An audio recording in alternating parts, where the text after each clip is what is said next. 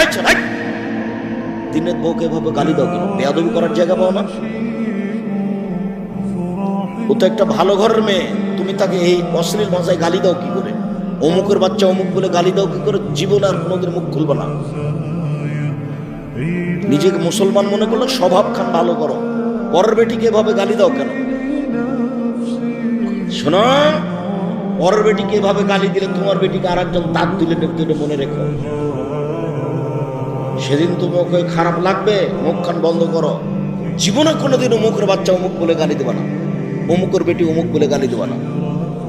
কটু কথা বলাই নিষেধ। তোর স্বভাব খারাপ, তোর ঠোঁট মোটা, তুই দেখতে কালো, এইসব ভাষা বলা যাবে না। আল্লাহ রাসূল চোরাই নাকচ করেছেন। আজকে বক্তব্য শুনতে এসেছেন, আমার বক্তব্যের সাথে মুনাফিকি করিয়েন না।